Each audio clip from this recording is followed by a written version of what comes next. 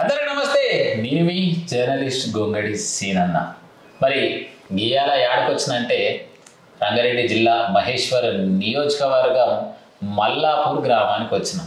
మరి మల్లాపూర్ గ్రామంలో ఉన్నటువంటి బీసీ ముద్దుబిడ్డ, మరి సీనియర్ నాయకుడు, సామాన్య వ్యక్తి నుంచి మరి సామాన్య కుటుంబంలో పుట్టి ఈరోజు ఒక మంచి పేరు సంపాదించుకొని బీసీలలో ఒక నాయకుడు ఉండ అంటే రైట్ పలానా మనిషి ఉండు, రేపు ఏదన్నా వచ్చినా కూడా పోటీకి సిద్ధంగా ఉండే అంశం పైన మరి వండర్ఫుల్ పర్సన్, గోల్డెన్ హార్ట్, మరి ఎవరు ఏంది అనే ముచ్చట ఆడుచుకునే ప్రయత్నం చేస్తా. అన్న నమస్తేనే. నమస్తే. ఎట్లున్నాయి అన్న? బాగున్నా సిరానా. చెప్పాలి అన్న, మరి చానొద్దుల తర్వాత మళ్ళీ మీ దగ్గరకు వచ్చిన, ఎందుకంటే గతంలో చూసుకున్నట్టయితే రాజకీయంలో భాగంగా మస్తు పోటీ చేసినావు, మరి పోటీలలో గెలిచినావు, సేవ చేయడానికి కూడా చాలామంది ప్రజలకైతే చేసినాం. ఇంతకు వాస్తవానికైతే నాకు తెలుసు అసలు దండు గణేష్ అంటే ఎవరు ఏంది అనేది. మరి ఈ టీవీ చూస్తున్న ప్రేక్షకులకైతే చాలా మందికి ఇంకా కూడా తెలియదు ఇంతకు అసలు దండు గణేష్ ఎవరు, అసలు ఏడ పుట్టిండు, ఎట్లా పెరిగిండు. అందరికీ నమస్కారం. నా పేరు దండు గణేష్ ముదిరాజ్, వెంకటాపూర్ గ్రామము. అప్పటి నుంచి కూడా మా తాతల నుంచి ఇదే మల్లాపూర్ వెంకటాపూర్ మా సొంత విలేజు. నేను పుట్టింది పెరిగింది సొంతంగా అయితే నా వృత్తి చిన్నప్పటి నుంచి నేను ఒక టైలర్ వర్క్లో, మా అన్న టైలర్ షాప్ ఉండే, టైలర్ వర్క్ స్కూల్కి పోయి వచ్చినప్పటి నుంచి నేను టైలరింగ్ చేస్తూ జీవనోపాధి పొందేవాళ్ళము. అయితే 2014 కన్నా ముందు 2008-9లో ఎంపీటీసీ ఎలక్షన్లో పార్టిసిపేట్ చేసి ఓడిపోవడం జరిగింది. అప్పుడు అంటే ఇండిపెండెంట్ 9లోనే ఎంపీటీసీ పోటీ చేసిన 2009లోనే యూత్ అంతా నా ఎంబడి ఉండే. మా దగ్గర ఉన్న యువజన సంఘాలు పిల్లలందరూ యూత్ కూడా వాళ్ళ ప్రోద్బలంతోనే అన్న నువ్వు నిలబడు, మేము నీ అంటుంటామంటే నేను అప్పట్లో కూడా పోటీ చేయడం జరిగింది. అయితే పార్టీలకు అతీతంగా ఆ రోజు ఇండిపెండెంట్గా చేసి కొంచెం తాత్కాలిక ఓట్లతోనే అప్పుడు ఓడిపోవడం జరిగింది. ఆ తర్వాత జనాలలో ఎప్పుడు ఏ ప్రాబ్లం ఉన్నా వాళ్ళకు ఎల్లవేళలా అందుబాటులో ఉండి నాతో అయినంత వరకు వారికి సహకరిస్తూ ఉండేవాడిని. 2014లో మా ఏరియా మున్సిపాలిటీ అయిన తర్వాత బీసీ రిజర్వేషన్లో నాకు అవకాశం వచ్చింది. అప్పుడు కౌన్సిలర్గా పోటీ చేసి విజయం సాధించడం జరిగింది. 2014 నుంచి 2019 వరకు మా ఏరియాలో నేను నాతో అయ్యే పనులన్నీ చేయిస్తూ అందరికీ సహాయ సహకారాలు అందిస్తూ మళ్ళీ అప్పుడు కూడా మళ్ళీ 2021 అంటే 2014లో పోటీ చేసినావు కదా, అంతకు ఏ పార్టీ నుంచి పోటీ చేసినావు? అప్పుడు 2014లో కాంగ్రెస్ పార్టీ నుంచి పోటీ చేసిన. కాంగ్రెస్ పార్టీ బీఫామ్ తీసుకోవడం జరిగింది. అప్పుడు సబితా ఇంద్రారెడ్డి గారు మన ఏరియాలో ఉన్నటువంటి మంచి లీడర్ కాబట్టి ఆమె అనుచరులుగా మేము పేరుంది, ఆమెతో పాటే ఉండేవాళ్ళము. అమ్మగారి ఆశీర్వాదంతో మాకు బీఫామ్ ఇవ్వడం జరిగింది. కాంగ్రెస్ పార్టీలోనే పోటీ చేసి విజయం సాధించాము. అంటే అప్పుడు అపోజిట్ పార్టీ బీజేపీ కావచ్చు, బీఆర్ఎస్ కావచ్చు, మన మీకు పోటీగా ఉన్నటువంటి వ్యక్తులు ఎవరెవరు వాళ్ళు? మరి అప్పుడు BJP, Congress and independent Komaranna గారు ఉండే.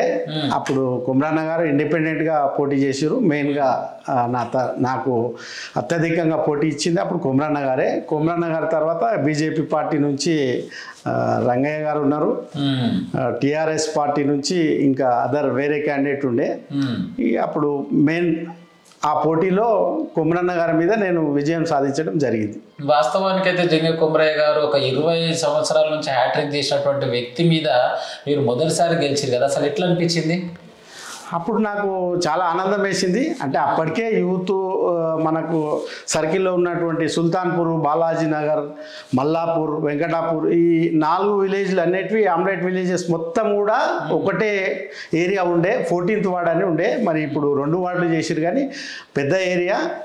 అందరూ కూడా నాకు సహకరించారు, గెలిపేయడం జరిగింది. అప్పుడు 2014లో గెలిచినావు. మరి ఏమేమి అభివృద్ధి చేసినావు, ఎట్లెట్లా చేసినావు? ఇక అప్పుడు ఉన్నప్పుడు నేను కాంగ్రెస్ పార్టీ ఉండే, రూలింగ్లో మాత్రం టీఆర్ఎస్ పార్టీ ఉండే. అయినా కానీ మేము మున్సిపల్లో మాకు వచ్చే బిల్ల మీద చాలా ఫైట్ చేసి మాకు రావాల్సిన దానికంటే ఎక్కువనే తెచ్చినాం. అప్పుడు బాలాజీ నగర్, సుల్తాన్పూర్, మల్లాపూర్, వెంకటాపూర్ ఈ 4 ఏరియాలలో డివైడ్ చేస్తుండే. బిల్స్ అనేది ఫండ్స్ కొంచెం తక్కువగానే ఇచ్చినప్పటికీ కూడా మేము ఫైట్ చేసి మాతో అయిన కంటే ఎక్కువ తీసుకొచ్చి పెట్టి అభివృద్ధి చేయడం జరిగింది. మేము చేసినాక కూడా ఇంకా చాలా వర్కులు ఉండే. ఎందుకంటే ఏరియా అప్పుడే మున్సిపల్ కొత్తగా ఏర్పడింది, అమౌంట్ అనేది లేకుండే మున్సిపాలిటీలో ఉన్న దాంట్లోనే ఎక్కువ భాగం తీసుకొచ్చే ప్రయత్నం అయితే చేసినాం అప్పుడు. సో మొత్తం మీద 2014లో పోటీ చేసిరు, గెలిచిర్రు. సో ఫైనల్గా మరి రెండోసారి మళ్ళీ అవకాశం ఉంటుంది కదా, మళ్ళీ పోటీ చేసిరా? ఆ రెండోసారి అవకాశము ఉన్నది. మహిళా రిజర్వేషన్ వచ్చింది కాబట్టి మా దగ్గర నేను పోటీ చేసే అవకాశం లేకుంటే మా మిస్సెస్ని నిలబెట్టడం జరిగింది. ఆ ఎలక్షన్లో మా మిస్సెస్ ఓడిపోయింది. అయితే అప్పుడు కూడా ఓడిపోవడానికి కారణం ఏంటంటే నాకు పార్టీ టికెట్ అనేది రాలేదు. పార్టీ పరంగా నేను మేడంతో పాటు కాంగ్రెస్లో ఉండి మేడం టీఆర్ఎస్లో పోయినప్పుడు నేను కూడా టీఆర్ఎస్లో పోయినా. అయితే పార్టీ పరంగా కొన్ని చిక్కులు ఉండే. ఇక టీఆర్ఎస్లోకి పోయిన తర్వాత ముందున్న నాయకులు టీఆర్ఎస్ పార్టీ టికెట్ ఆశించారు, వాళ్ళకి టికెట్ వచ్చింది. అయినా కానీ నేను జనాలలో ఉన్నా కాబట్టి మొత్తం పక్కకు తప్పుకుంటే ఇబ్బంది అవుతుంది అన్న ఉద్దేశంతో నేను ఇండిపెండెంట్గా పోటీ చేసిన. సెకండ్ ప్లేస్లో నేనే ఉన్నా అప్పుడు కూడా. సో ఇండిపెండెంట్గా పోటీ చేసినా కూడా రెండో ప్లేస్లో ఉన్నాను. Wow, super. అంటే బాగానే పబ్లిక్లో మంచి నేమ్ ఉంది కాబట్టి అయినా కూడా సెకండ్ ప్లేస్ వచ్చేసారు. అవునవును. సో ఫైనల్గా ఎలక్షన్స్ అయిపోయినాయి. మరి అప్పటి నుంచి ఇప్పటి వరకు ప్రజలకు వాస్తవానికి అయితే అప్పుడు గెలిచినటువంటి పర్సన్ కంటే కూడా పాత పర్సన్కి ఎక్కువ ప్రిఫరెన్స్ ఇస్తుంటారు. మరి అట్లా ప్రజలు మీ దగ్గరికి మా దగ్గర ఈ సమస్యలు మరి వస్తుంటారా ఇప్పటి వరకు? మరి ఇంకా అలాంటిది ఏం లేదా? లేదు, ఇప్పటికి కూడా నేను లోకల్లో ఉంటాను. పిఎస్కు నాకు 100 మీటర్స్ కూడా ఉండదు దగ్గర. ఏ సమస్య వచ్చినా కానీ నాకు ఫోన్లో అందుబాటులో ఉంటా. ఫోన్ లేపకుండా ఇంటి దగ్గర వచ్చి కట్టుకొట్టి లేపుతూ ఉంటారు. సమస్యలు అనేటివి ఉన్నోళ్ళు పాతలు అందరూ కూడా ఇప్పటికీ నాకు డైలీ రోజు ఒక 2 గంటల టైం అయితే ప్రజల కూట కేటాయిస్తూ ఉంటా. నేను బయట పోకముందే పొద్దున కానీ సాయంత్రం కానీ వస్తూ ఉంటారు, నాతో అయ్యేటివి తీరుస్తూ ఉంటాను. ఇప్పుడు ముందున్న లీడర్స్ కూడా నాకు పార్టీలకు అతీతంగా మున్సిపాలిటీలో కానీ ఎంఆర్ఓ ఆఫీస్లో కానీ టచ్లో కాబట్టి వాళ్ళతో అయ్యే పనులు నేను చేపిస్తూనే ఉంటాను ఇప్పటికి కూడా. వాస్తవానికి అయితే రాజకీయంలో రాకముందుకు దండు గణేష్ ఒక సామాన్య వ్యక్తి, రేషన్ షాప్ నడిపించుకుంటుండే, జస్ట్ సింపుల్గా ఉంటుండే. కానీ రాజకీయంలోకి వచ్చిన తర్వాత ఒక్కటేసారి సెట్ అయిపోయింది అంటారు. ఇది ఎట్లా సాధ్యం అంటారు? అంటే ప్రజలకు ఎట్లుంటుంది అంటే రాజకీయంలోకి వచ్చిన తర్వాత సెట్ అయింది అనేది అంటారు. కానీ నేను రాజకీయంలోకి రాకముందే టైలర్ వృత్తిలో ఉన్నప్పుడే ఒక ఎల్ఐసి ఏజెంట్గా చేసిన, ఎల్ఐసి ఏజెంట్గా చేసిన. ఆ టైంలోనే నాకు సంవత్సరానికి ఒక 4 లక్షల వరకు కమిషన్ వస్తుంది అఫీషియల్ గవర్నమెంట్. 4 లక్షలు అప్పట్లోనే. అయితే తెలియదు, జనాలకు తెలియకంటారు. అంటే ఇప్పుడు రాజకీయంలో వచ్చిండు సెట్ అయిపోయింది అంటారు. రాజకీయంలో రాకముందే నేను అప్పటికే రియల్ ఎస్టేట్లో ఉన్నా. అప్పటికి కొన్ని ఎక్కువ ల్యాండ్లు అవి కాకుండా కొన్ని ప్లాట్లు ఉండే. నేను రాజకీయంలోకి వచ్చినాక అవి అమ్మి ఖర్చు పెట్టి చేసుకోవడం జరిగింది. మళ్ళీ జనాలు అట్లా అంటుంటారు. సరే, వాళ్ళు అనేదానికి ఒకటి చెప్తాను నేను. మా దగ్గరనే నాతో పాటు చేసిండు కరాడి పెద్దయ్య, నాతో పాటు కంటెస్ట్ చేసిండు, ఓడిపోయాడు. అప్పుడు టీడీపీ నుంచి చేసిండు, ఓడిపోయాడు. అంతకు ముందు చేసిండు, ఓడిపోయాడు. కానీ జనాలు అలా తిరుగుతాడు ఉంటాడు, కానీ డబ్బు పరంగా మంచిగా సెట్ అయి ఉన్నాడు. అయితే రాజకీయంలోనే సంపాదించిండు అని అంటారా? అది తప్పు. బిజినెస్లో ఎవరి దందాలు వాళ్ళకు ఉంటాయి, సంపాదిస్తారు. ఇప్పుడు ఎవరికో ఉందని రాజకీయంలో పోయినంత మాత్రాన వాళ్ళ మీద గాలి మాటలు మాట్లాడద్దు. రాజకీయంలో లేనోళ్ళు కూడా చాలామంది సెట్ అయి ఉంటారు. కాకపోతే రాజకీయంలో పోయినందుకు కొంచెం బ్లేమ్ అనేది చేస్తుంటారు, కానీ అది వాస్తవం కాదు. సో అప్పటికే మీరు సంపాదించుకున్నటువంటి ప్లాట్లలో భాగంగా రాజకీయంలోకి వచ్చినాక వాటిని మరి అమ్ముకోనో చేసుకోనో ఏదో ఒక గూడు కట్టుకున్నట్టు. సో చాలా మంది కూడా వాస్తవం చూసినట్టయితే కొందరు రాజకీయంలోకి వచ్చి అప్పులు చేసి ఇప్పుడు ఉన్నటువంటి పరిస్థితి క్రిటికల్గా ఉన్నటువంటి సమాచారాలు, ఇది ఎంతవరకు కరెక్ట్ అంటావు? నిజమే అది. ఎందుకంటే ఎగ్జాంపుల్గా నాతో పాటు మన బాలాజీనగర్ వాసి దశరథ్ నాయక్ ఉండే. ఆ రోజు ఖర్చు పెట్టినప్పుడు ఇద్దరం కలిసి తిరిగినాం. ఆయన కూడా నేను హెల్ప్ చేసిన, ఆయన నాకు హెల్ప్ చేసిండు. తర్వాత ఆయనది ఏంటంటే మొత్తం అప్పులు అయినాయి బాగా. రాజకీయంలోకి పోయేసరికి పేరు పెద్దగా అయిపోతుంది. ఎవరి ముందు ఏం చెప్పుకోలేక వాళ్ళు మనసులో కుమిలి చనిపోయిన వాళ్ళు చాలా మంది. అట్లా ఎగ్జాంపుల్ నా ఫ్రెండ్ దశరథ్ గారే ఉన్నారు. అట్లా అంటే వాస్తవానికి ఏమైతుంటుంది అంటే ఒక్కసారి రాజకీయ నాయకుడు అయినాక 2 పైల బండి పోయి 4 పైల బండి అలవాటు అవుతుంది. ఇక ఇజ్జత్కి సవాల్. ఇక నార్మల్ షర్ట్ వేసుకొని తిరగలేడు, ఇక ఎప్పుడు తెల్ల షర్ట్ వేసుకోవాలి, ఏసీలకి వెళ్ళి ఆఫ్ చేసేట్లుంటారు. ఈ పబ్లిక్ కోసం అన్నటువంటి బతకాల్సినటువంటి అవసరం ఉంటుంది అంటావు?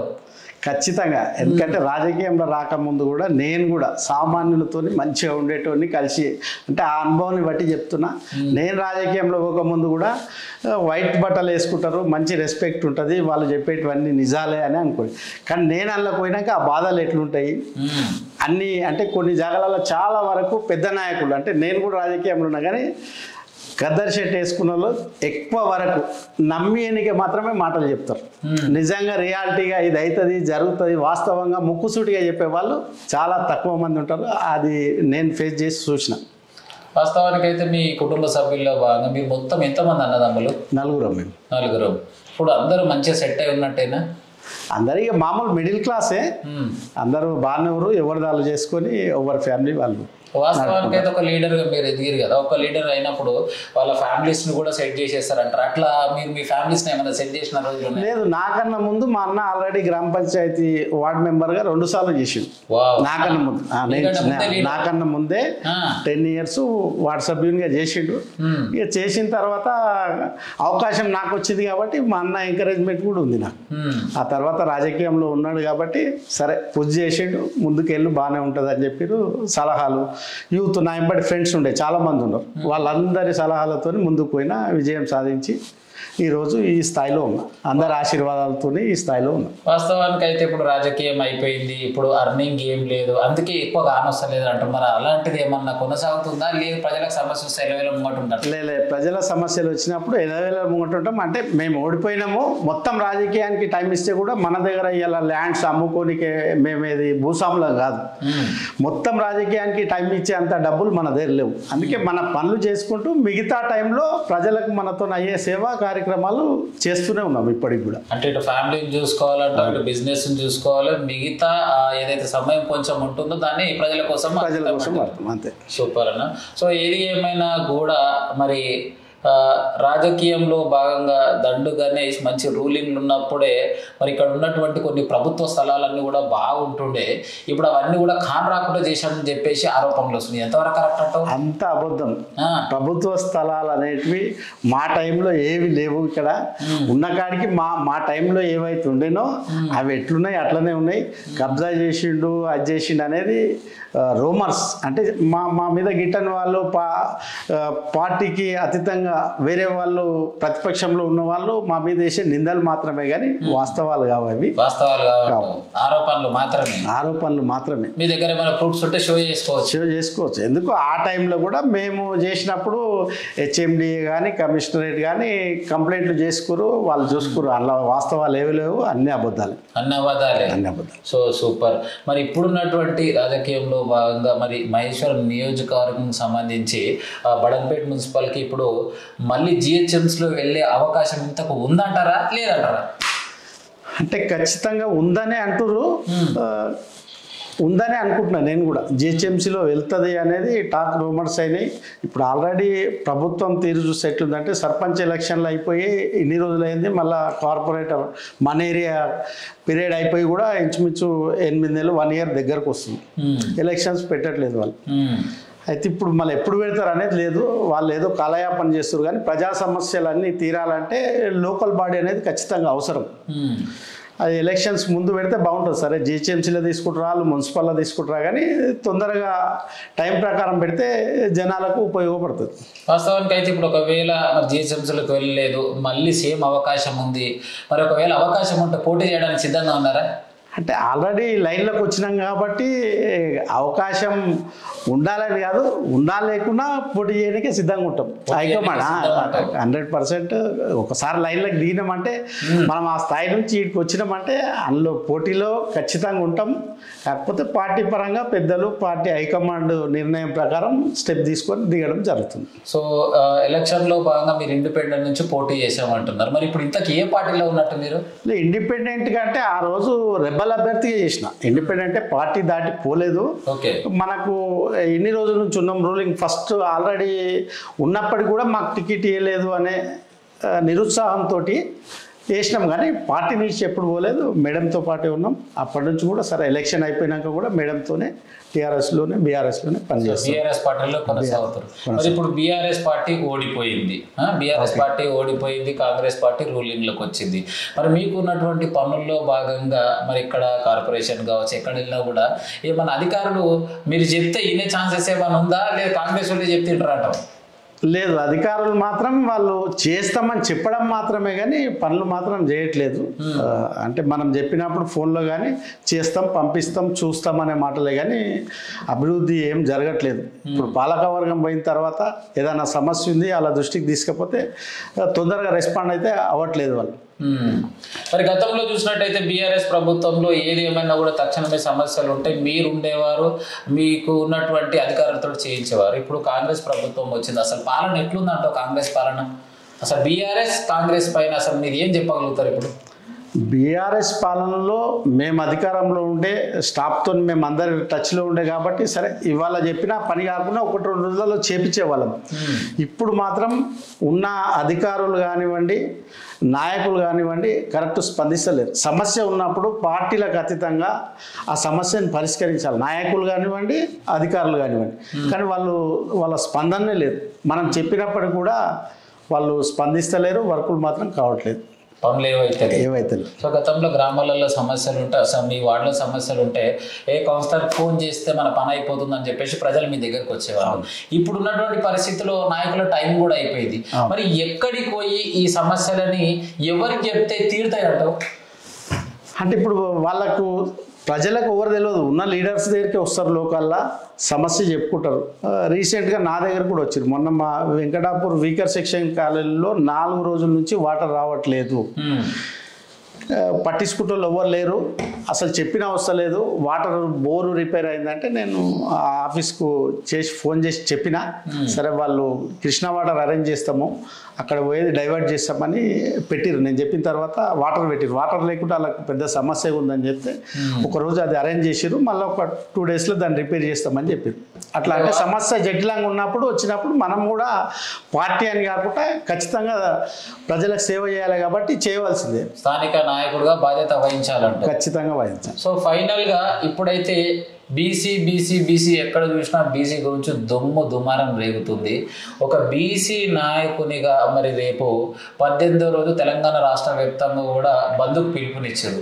దాన్ని మరి ఒక బీసీ నాయకుడు ఏ విధంగా మీరు మరి స్వీకరించడం జరుగుతుంది? ఫస్ట్ జీవో నెంబర్ 9 అని మన రాష్ట్ర ప్రభుత్వం ఏదైతే ఉందో బీసీలను అందరినీ కూడా మభ్యపెట్టి ఇవాళ బీసీ రిజర్వేషన్లో 42% రిజర్వేషన్ వస్తుంది అని మాయమాటలు చెప్పి అది కాదు అని తెలిసి అసెంబ్లీలో కూడా అప్పుడున్న మేధావులు అందరూ కూడా ఖండించారు, ఇది రాదు అని. అయినా కానీ వస్తుంది, మేము తెస్తున్నాము, చూడురి అని ఇవాళ సుప్రీంకోర్టులో కేసు కొట్టువేయడం జరిగింది. బీసీ నాయకులు ఏం బిచ్చగాళ్ళు కాదు, అడుక్కు తినేవాళ్ళు కాదు, వారికి ఉన్న హక్కులను వాళ్ళు అడుగుతారు. ఇవాళ స్టేట్ మొత్తంలో 57% బీసీలు ఉన్నారు.